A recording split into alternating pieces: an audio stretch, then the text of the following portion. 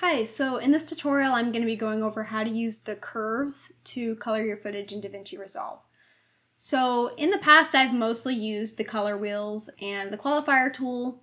I'm no expert in coloring, so I kind of wanted to spend some more time learning about the curves and how they work and why they're beneficial to use. As far as I can tell, most of the tools do pretty much the same thing in that you can have the same end result no matter what tool you use. It's just personal preference.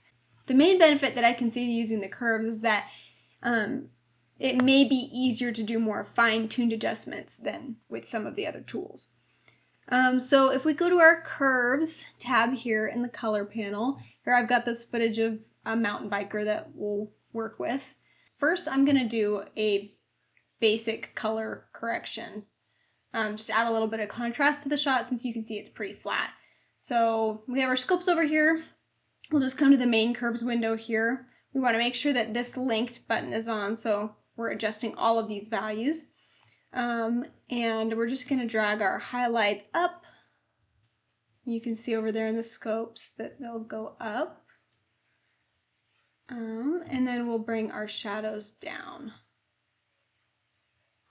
just to give a little more contrast to make the image pop a little bit more.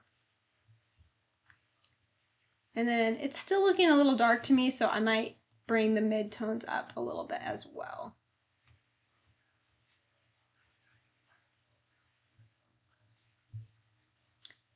Yeah, and you can see already that's looking a lot better. So from here, we'll do Alt-S to add another node. So if you unlink these, then you have power to edit these RGB channels independent of each other. So I'm actually going to do the same thing to the red channel here to give it kind of a stylized look. So I'm going to add a little more reds to the highlights and a little bit less in the shadows to create that S curve again.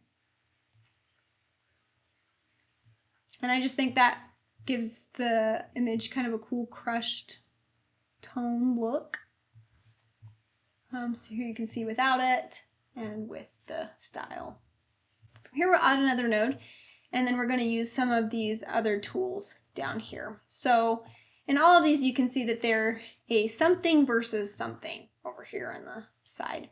So for instance, this hue versus saturation, this first one is going to be, well, in all of these, this first one is going to be the thing that we're changing, and the versus is going to be the thing that, what we're changing about it. So for instance, this hue versus saturation, we're picking a hue, we're picking a color, and we're changing the saturation of that color.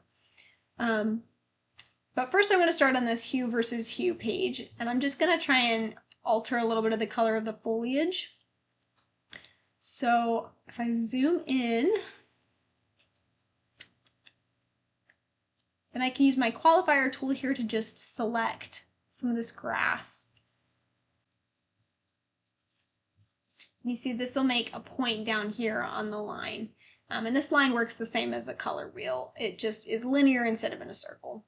But this point is the one that I just selected, so you can drag it up or down to change. You'll see that changes the color of the grass. So I'm just going to drag it down just a little bit to try and give it kind of a darker green color.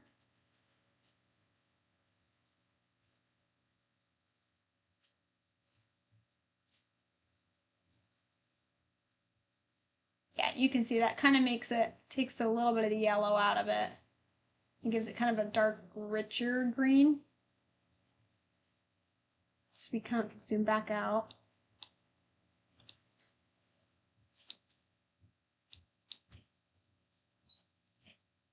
Yeah, so there we go. That's looking a lot darker.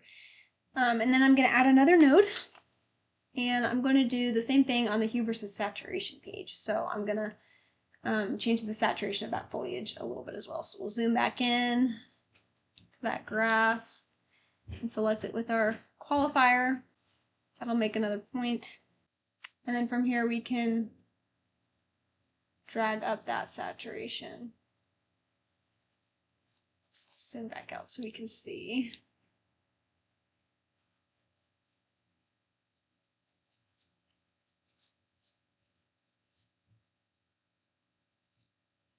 So yeah, you can see that kind of gives it the background a little bit more of a rich, vibrant look, hopefully. Then from here, I'm going to add another node. And I'm wanting to make the subject pop a little bit more, so I'm going to stay on this hue versus saturation and just select the subject's shirt. And I'm just going to give it just a little more color so that he stands out a little more from the background.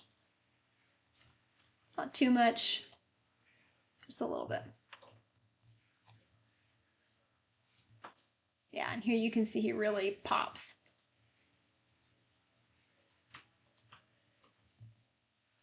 So that's all I'm going to do today. I'm sure there's more you can do and ways that you can make this look a lot better, but already I'm thinking that's looking a lot better than it was, and it's got some fun contrast in there. So, yep, that's it.